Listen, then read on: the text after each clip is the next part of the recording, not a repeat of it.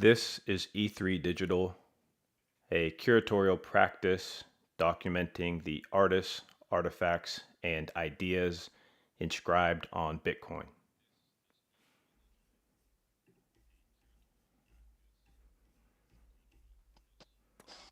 Have to pause real quick because I am playing back in my own ear. Okay. Sorry, technical difficulties. Back to it. Today's conversation is with Michael Hafftka. He's spent over 5 decades as a painter, working through memory, the unconscious, and what he's called an inner reality. His work is held in institutions like the Met, MoMA, and National Gallery. But more than that, his practice has been consistent, painting as a way of engaging with something deeper than representation. Recently, that work has extended onto Bitcoin through his Faces collection, where questions of identity, permanence, and expression take on a new form. This conversation is less about medium and more about where the work comes from and what it means for it to exist now in a digital, permanent context.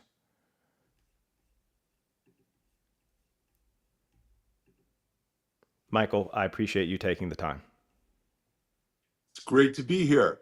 One correction, the Faces collection is actually on the Ethereum blockchain, not on Bitcoin, but I just wanted to make that clear. Yes, I misspoke. I did know that, and I misspoke, and so I appreciate that. And we will get into Faces as that is your most recent launch, and I want to have the opportunity to talk to you about that. But I want to start somewhere much earlier, and sort of the flow I have for this interview is I want to start with your inner life, and then move to the form of your expression, and then to sort of the permanence of blockchain, particularly Bitcoin, but also Ethereum, and sort of this new permanent form, if you will, right? And so you've described your work as coming from something deeper than observation.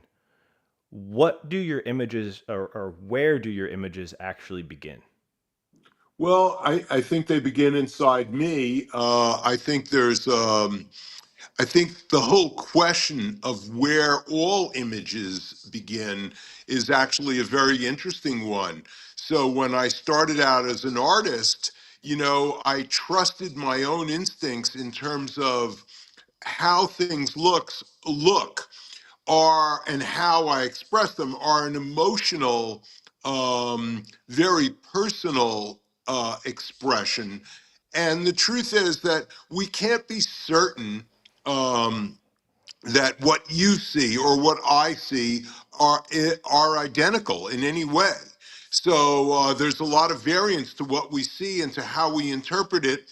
So naturally, in making art, it becomes really chiefly a very, very personal experience of both seeing the world, rendering it in such way that one feels that I feel is important for it to be seen so that other people can connect with it. This is really the art of experience.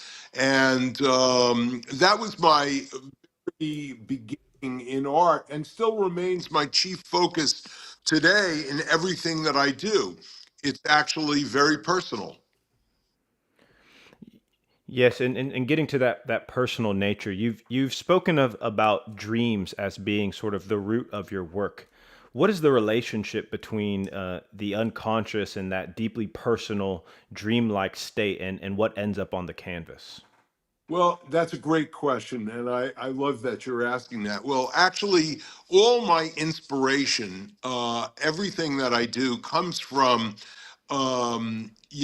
obviously a reaction that I have that is based on a lot of very deep feelings. They're not practical feelings. Like, so for example, when I see someone or when I'm talking to someone, my decision on whether or not to draw them, paint their portrait, or to interpret them, for lack of a better word, is really not, it's never based on a practical thing. It's based on the emotional relationship, the feeling that I have with anyone. So the idea really is kind of scratch below the surface, and there are deeper things at play in every relationship, even the most superficial relationships that we have. You go into a grocery store and you meet the grocer, you have a certain sense of that person, where they're coming from, and it doesn't only relate to the transaction of the moment. So we feel a lot of things that we generally cut out in life for expediency, but making art is not about cutting things out. It's more about exploring the unknown. Um, Psychology is really the idea of looking under the surface.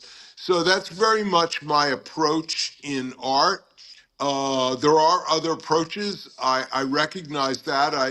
One doesn't have to say this is the only way, but to me, it was the most meaningful way. And meaning is really what I'm looking for in life, in making art. That is my thing. I want to transition to talking about history and memory and in inheritance, right? And um, your parents were Holocaust survivors. How has that shaped the emotional world your work comes, or the emotional world your work comes out of? Well, it's shaped me profoundly. Our parents have a great effect on all of us, and my parents had a profound experience of the destruction of their entire families, the slaughter of their entire communities, and although that is really the most horrible experience one can have of the world, it is one of the extremes that we live in, and we're in denial of it often.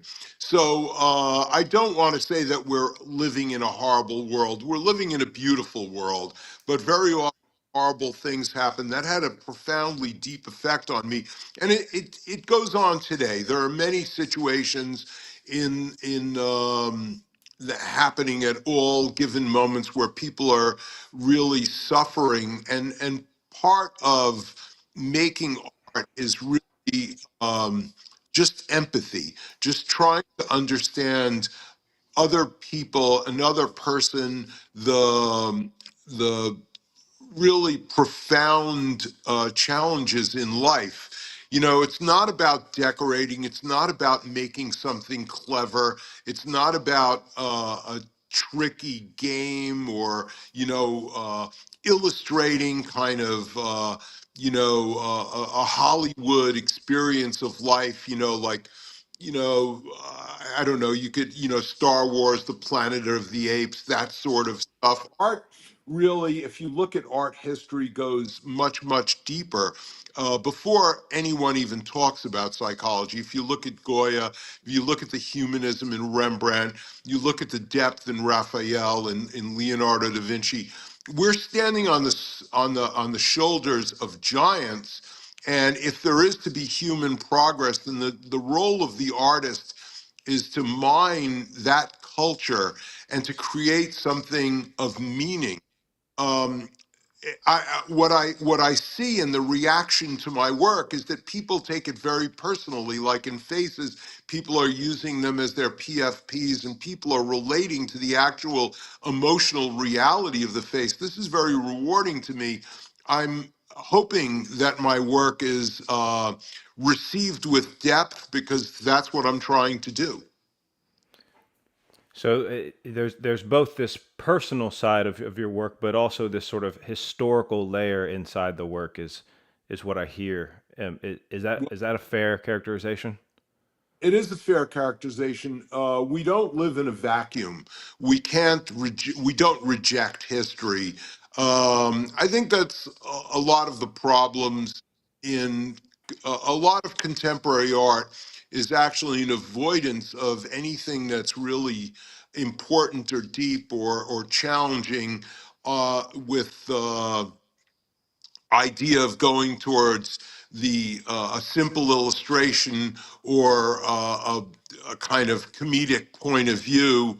While all those things are entertaining, they're not very nourishing. I I want to shift now and talk about we've been talking sort of the origin of your work, and now I'd like to get into sort of the discipline and method of your work. You've said that other mediums like poetry, film, and photography, they didn't work for you. Well, what did painting allow that these uh, other mediums could not allow? Freedom. Actually, so there's nothing wrong with writing poetry. There's great poets. I just had no talent. Filmmaking required a lot of compromises working with a lot of different people. I tried, a film crew is a massive group of people, all with a point of view and a direction that they want to go in. It's very collaborative.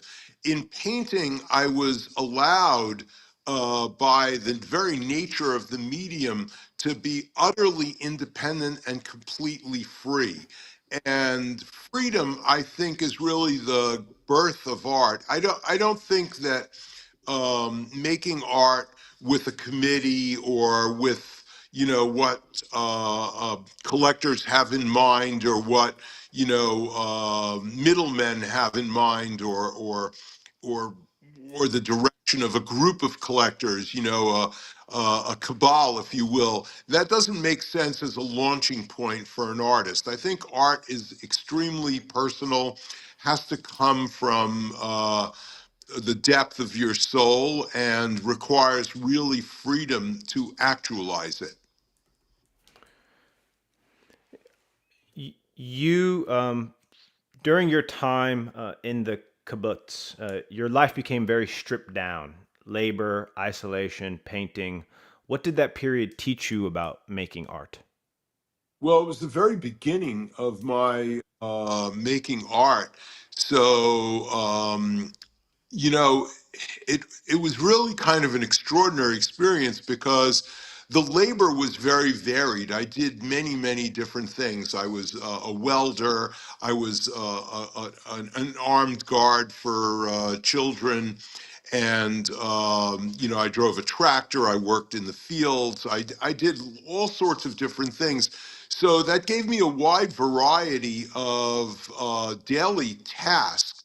And then the climate, it was so hot there, and I was that I slept from working and sleeping. I was just really sleeping very deeply with these profound dreams, and then in whatever time I had left, I started drawing and painting, and really it was a world that had nothing to do with a practical market.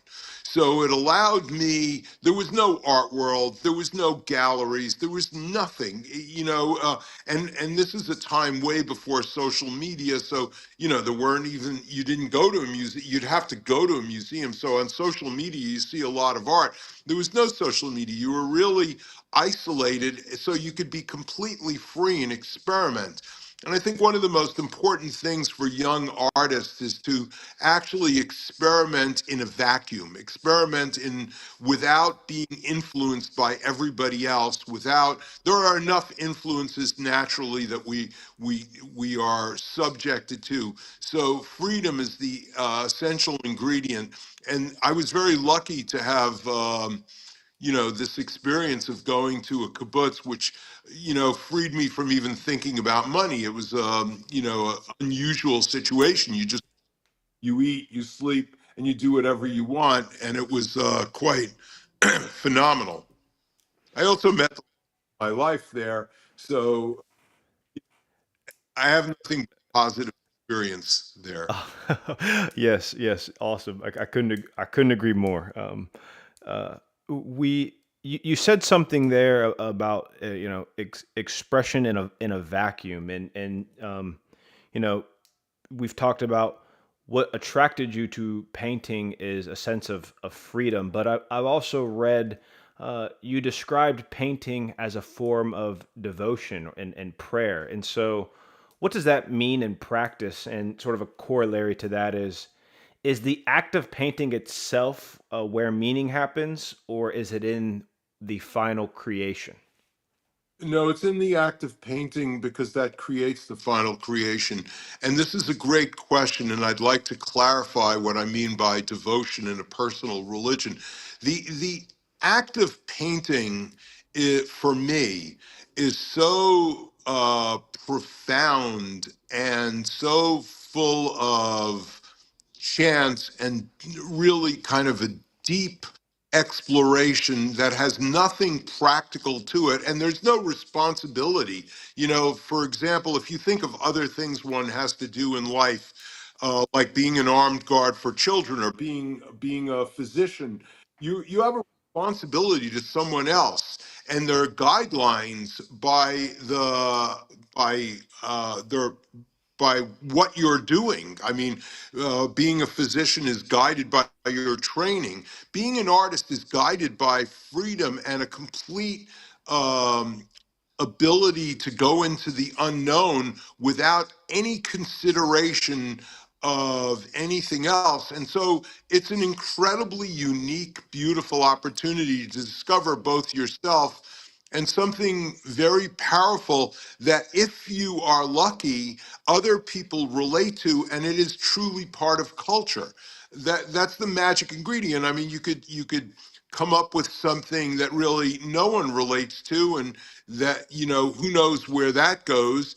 That's a whole different thing. But in my case, I found that I came up with something that many people over the years relate to in a deep way, and I'm very, very grateful for that. That happens in any ecosystem. So it doesn't necessarily mean just in the NFT ecosystem or the Ethereum or Bitcoin ecosystem, in the trad art world. So basically, what it comes down to is, do you do something that is truly meaningful for other people?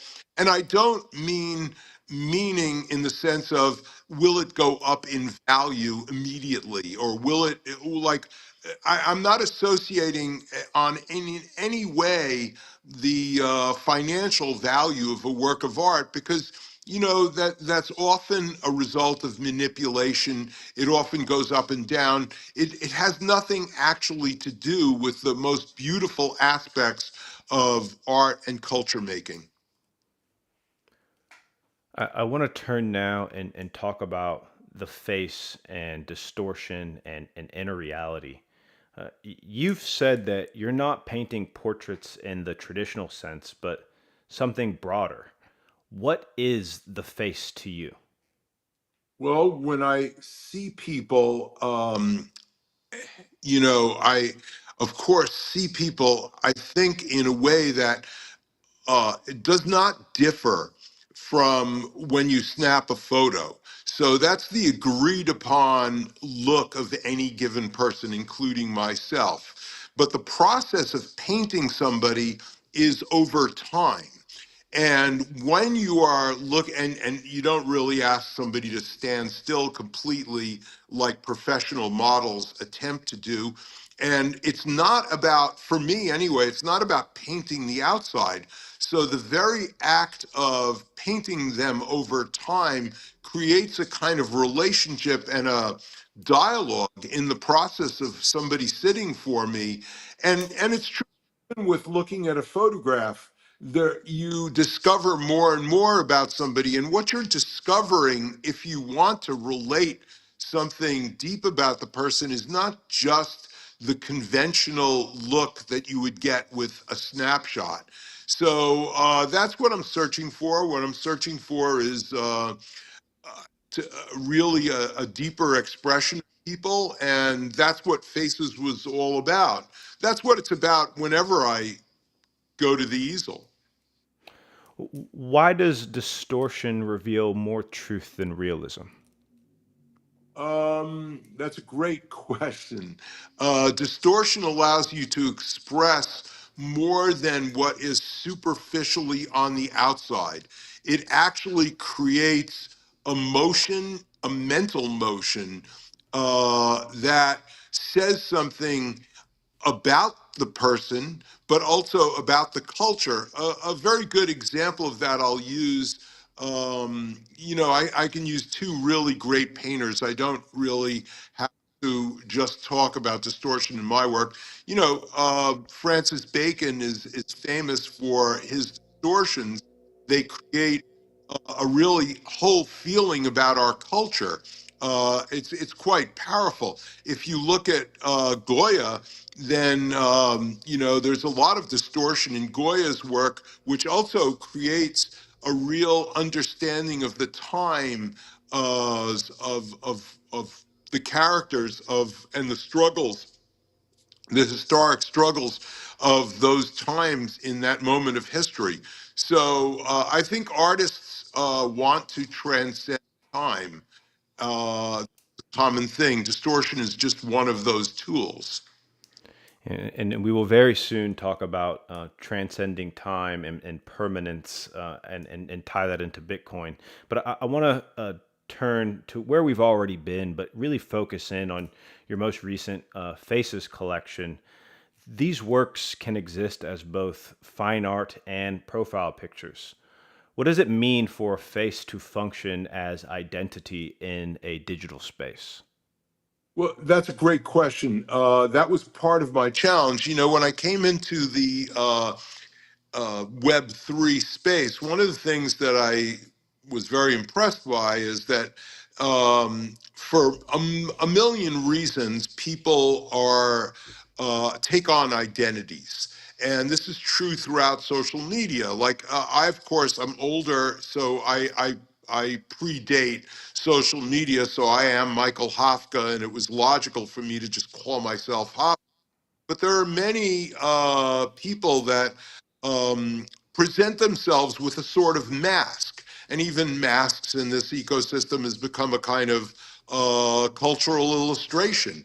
And the punks, of course, are stand-ins for people's personalities. So I thought about this a lot, and I thought, well, it would be very cool to not only reimagine my work as a digital artifact, to reimagine it as a digital artifact that people could choose and use to express themselves.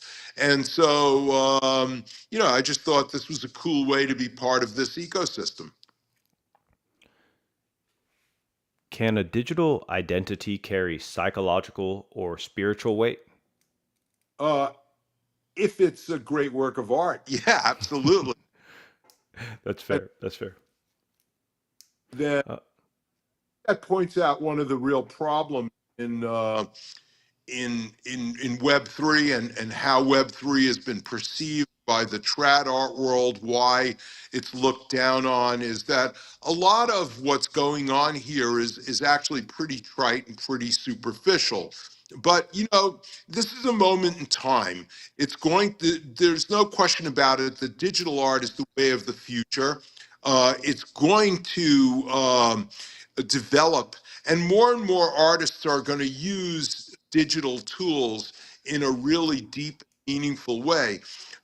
After all, if you think about oil paint, there's a long history to it. Digital art is actually quite new. I started making digital art in the 1990s, and because of the whole idea that you could just right click and save it, I think no one really wanted it in the trad art world. And I think that eventually that's going to change because more and more artists are going to use it, and they're going to use it in a more meaningful way that has been used up till now.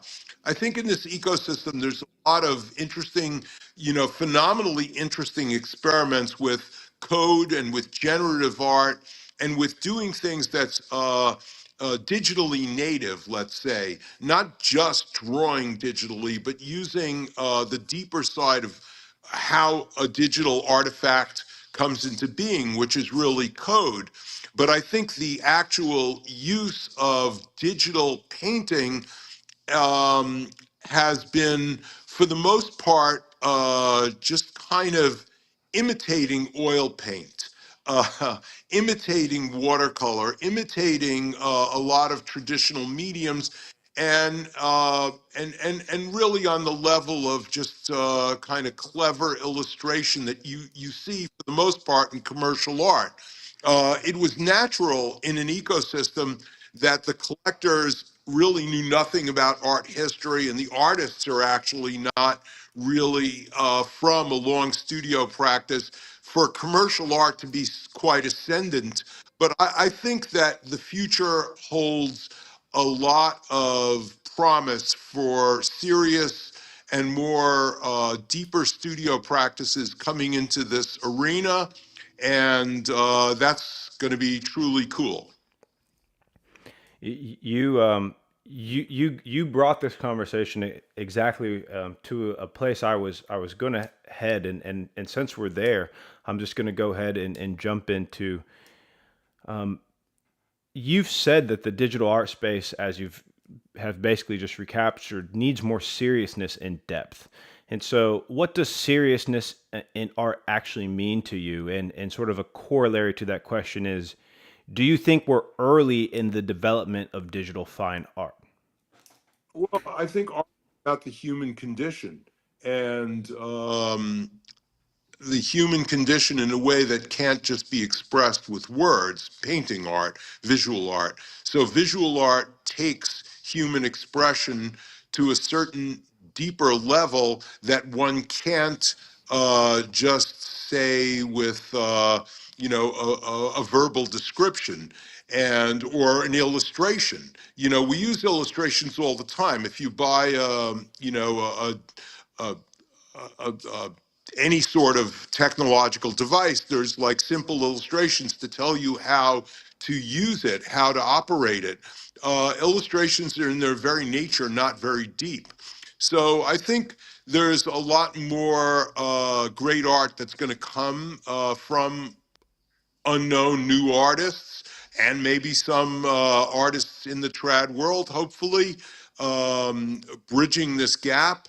And I'm looking forward to that. I'm looking forward to more serious art. That's the bottom line for me. Uh, that's a great segue. You're looking forward to future artists, and early in your career, your work was dismissed as figurative. My question for you is what did that period teach you? And then, sort of bridging off of that, is you were making digital work in the 1990s, when that wasn't recognized until decades later. What does that say about how art is understood over time? Well, that's a great question, and it really, when I first started out, I was rejected because a lot of abstract art was very popular and commercially successful, and so it was the tail end of abstract expressionism, and then there was pop art. So what I was doing was rejected. So what it taught me was that if you are going to do something meaningful, you really just have to ignore everything out there and just do what you believe in. You'll either succeed or you'll fail, but you'll create what you really want. You really just can't pay attention to fashion because that's actually what it is. We live in an age where most everything is sold to us, is promoted. This is all, fine and well when it comes to washing machines, but when it comes to art, it actually steals the value. So, in other words, if you are looking to experience art, you're much better off listening to your own insides than listening to what the mob says, because you're going to find a lot of disappointment in that. I think a lot of people don't understand that art is just so insanely personal and has absolutely nothing really to do with a market. You just have to trust your instincts. And that doesn't mean that you're going to cash in. Cashing in has nothing to do with art. I'd like to see things change in that respect. I'm not so sure that's really going to happen because, in my experience in both the trad art world and Web3, is that there are mechanisms for maintaining a kind of, you know, um, usual suspects kind of thing and keeping other artists out. This is all very unfortunate. But what it taught me is that you could just ignore all that and do your own thing, and you can win. And you can win because if you create something meaningful, people will recognize it. It doesn't have to be the biggest collectors of the time. They don't really matter. My work is all over the world. I've sold so many physical works and now digital works to so many different collectors, major collectors, minor collectors. This is a ridiculous distinction. I have work all over the world. I've probably sold more art than it's an amazing how much work I've sold all over the world. And I did that just by creating what I wanted, putting it out there on my own, really forcefully putting it out there. And people found it because there's meaning to it. I recommend that artists ignore what other people are saying and just go forward. There's so much in what you just said, and there's so many different ways I want to take everything you just said, and I hope we have time, but I know, and you've kind of spoke to it here, talking about art being like this very personal thing, and I've read enough to know that you see the viewer, or at least my understanding is that you see the viewer, and correct me if I'm wrong, as sort of completing your work in some way. And so, can you just talk about, um, is meaning something that you create, or is it something that emerges between you and the viewer, and you and the collector? Both, because really the truth is, whatever my intention is in a painting, the viewer has a totally separate viewpoint. I'll give you a really interesting, you know, or straightforward example. I bought a painting from a young artist last week that I really loved. This painting is totally very different than my work. And I recognized in her painting something really amazing. And I look at it all the time, and it's an enchanting world to me. Now, I don't know what she was thinking or what she intended, and I didn't ask her at all. I would never ask, what does this painting mean to you? Because Hmm. it's all discovery. So I've been very fortunate to experience this both as a collector and as an artist. So many people all over the world have found my work and had their own vision of it, and that vision opens up another aspect of my art to me. I just really love it. So yes, I don't make art to just put away in a warehouse. I make art for people, although my methodology is not thinking in advance, what do people want, or how do I continue my brand? That's one thing that I'd like to also mention, that too much of art nowadays has become, like many other things in our lives, branding, doing the same thing over and over and over and over again because it's recognized, because people have bought it before. That's just a nonsensical betrayal of what the potential of art is. And I just didn't want to I don't want to waste my life. You have a limited amount of time on this planet, and you have a limited amount of time, and I take advantage of every single second to be creative and do something that's completely original. And I just absolutely don't care for other people's opinions about it. I love that, and I think that's an important takeaway for all collectors. I want to shift now and talk about where E3 Digital really sits at the intersection, which is painting on Bitcoin and sort of the digital permanent ledger territory, if you will. When you bring your work onto Bitcoin, is that a shift in the medium or a continuation of the same practice? really a continuation. Both Bitcoin and ETH, but Bitcoin more so is just so utterly permanent. When you are a practicing artist for as long as and you learn a lot of things about the medium. You learn what paper to use, what canvas to use, what the ground should be, because you're trying to make your paintings last forever. And nothing is as forever as the Bitcoin blockchain. So, that excited me right from the start. And, the Bitcoin blockchain is also not ETH, so there's a little less of the political drama on it. It's less controlled. You're more free. I think artists should take advantage of that. I think it's fantastic.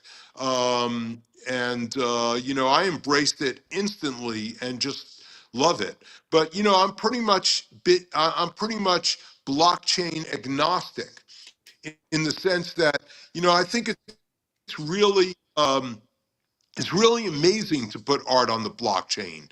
And because there are so many different communities, there are people that will only look at ETH and there are people that will only look at Bitcoin. I just do both. I don't really care. Although I do see the advantages and disadvantages, there are technical sides to both of it. So, for example, if I'm going to do a video of some sort, a video animation, I'll do it on ETH. Smaller files can be used on Bitcoin, and even if you're not capable of making the file small enough to convey the work exactly as it should be, it could be a reference point. So Bitcoin is forever. It's very, very cool. And recently, everybody got very scared, with all the art on Foundation. All of a sudden, Foundation, which is a platform, which is a business. It's not an artist. This is a business. There are all sorts of business enterprises. When you're an artist, there are galleries, there are foundations, there are platforms. You have to keep in mind they're businesses. They don't really care about you, no matter what they say. They don't care about you as artists, and as soon as they're not profitable, they just disappear. And in fact, some platforms just live to take advantage of artists, get a lot of free art, or who knows what. I don't want to spend my time talking about the problems of platforms and galleries, but there are a lot of problems with that. So artists should look for a very pure, independent way to put their work out there permanently. Bitcoin has offered that, and it's very, very cool. And it sounds like I'm sort of reading between the lines here, but it sounds like you think that Bitcoin as a place for art and as a storage facility of art and as a distribution mechanism is almost like a democratizing force for artists. Is that a fair assessment? I think so. I think it's accessible to everybody. That's one of the things that attracted me to Web3. I understand the trad art world very well. I've survived in the trad art world. I function in the trad art world. But any area where an artist can enter and be completely independent is really phenomenal. Now, the problem with that is that if that area is really sort of policed and controlled by forces other than the artists, artists are going to have a hard time being seen. I was very lucky because I have had enough success to be undeniable in a certain sense. I'm in the Museum of Modern Art. I'm in the Yes. Metropolitan Museum, San Francisco Museum of Modern Art. I mean, there's a whole list of public institutions that show my work. So I couldn't be like just shoved out of anything. And that's very fortunate. But the thing that I'm pointing out is a lot of artists experience being ignored. Now, I understand that and I really feel for them and hate it. What they have to do is use the democracy of Bitcoin and the blockchain and just put their work out there and, make it unavoidable for people to see it, regardless of the circumstances and controls of the ecosystem. Yeah, and I when I first started E3 Digital, I had sort of apprehension because of exactly what you are saying, and not to make this about me or E3 Digital, but it is true that your success is undeniable. And I do think that the trying to create a curatorial practice outside of Bitcoin for me would have probably been impossible. But I do think that because of the novelty, and I'm very appreciative of your willingness to come on and have early faith in me. And so I want to say thank you in the middle of this interview, and what I was going to say is at the end, but essentially your faith in such an early curatorial practice, I think it says a lot about your spirit as and continuing to push bounds and and and as you've said, provide art and I guess opportunities really for big collectors and small collectors alike. And so thank you for that. And sort of a tangent, but You're very, I think being early is really awesome. I think it's really great.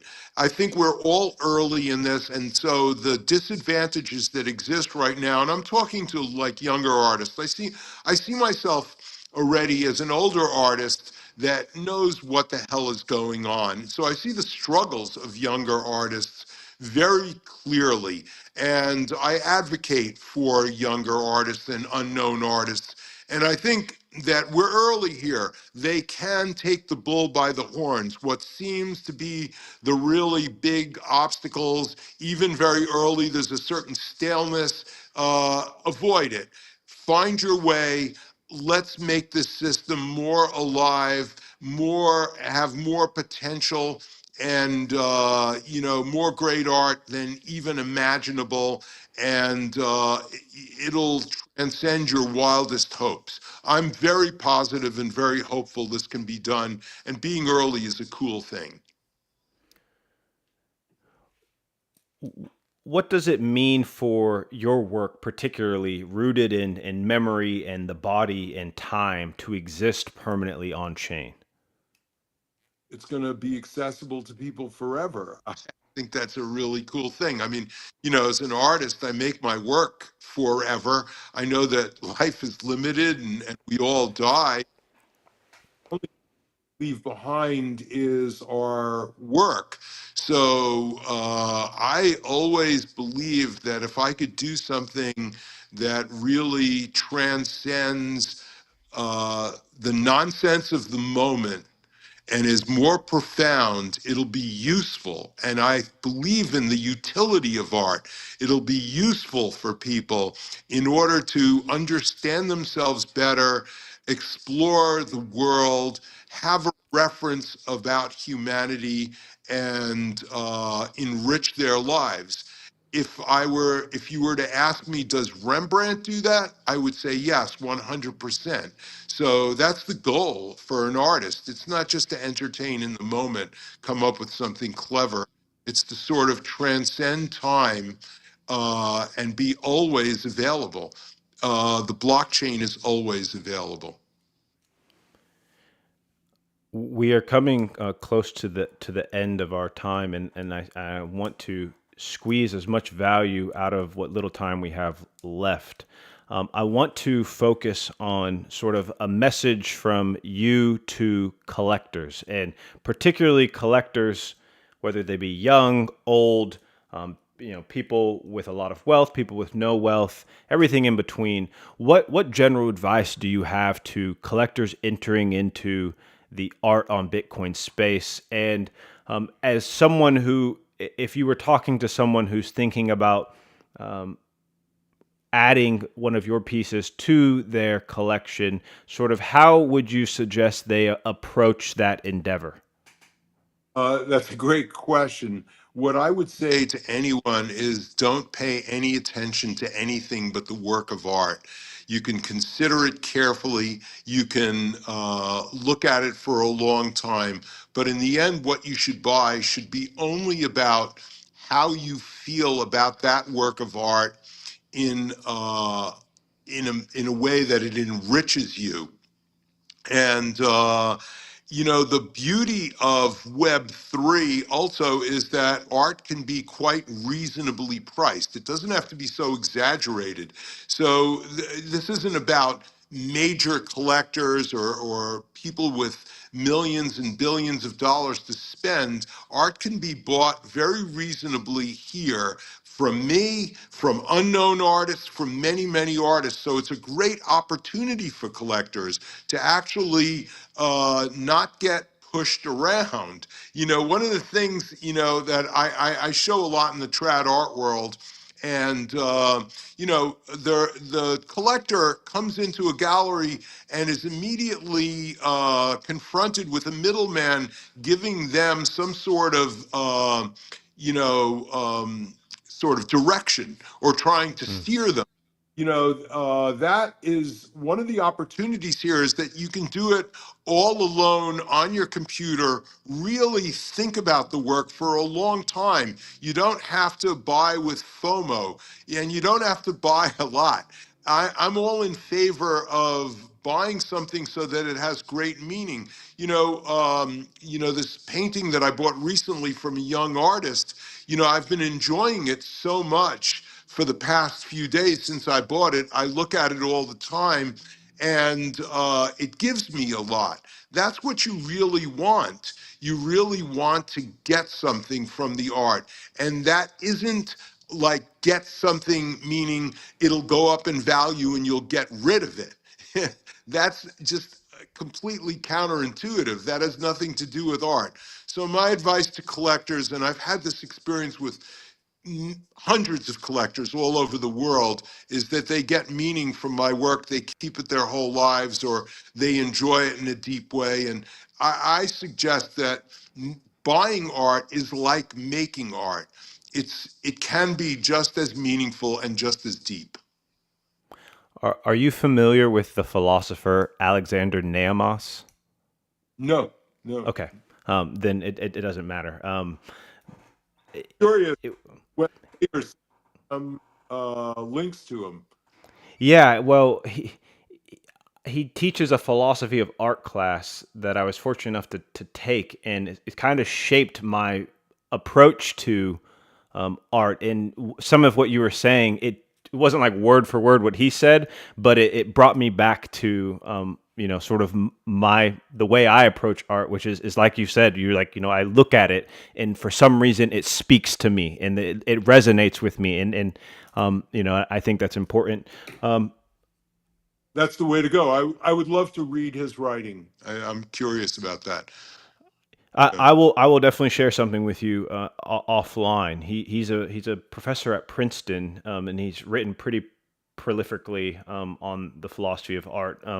And I suppose that's a pretty credible and distinguished institution. So That's wonder if he knew Professor Sam Hunter. He was the head of the art department. He was also curator at the Museum of Modern Art, and he curated a couple of my shows, and he wrote a catalog, two catalog essays about my work. And he was also at Princeton. He was the head of the art department at Princeton.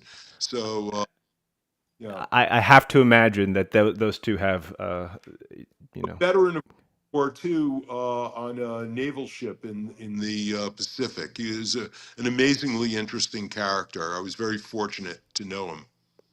I take it he's passed. Yeah, yeah. Okay. Well, if I would like to read what he has said about you. I've been reading a lot about you the last few days, and I want to just check the time here. We have, I think I told you, how long did I tell you I was going to keep you for? I think I said 45 minutes.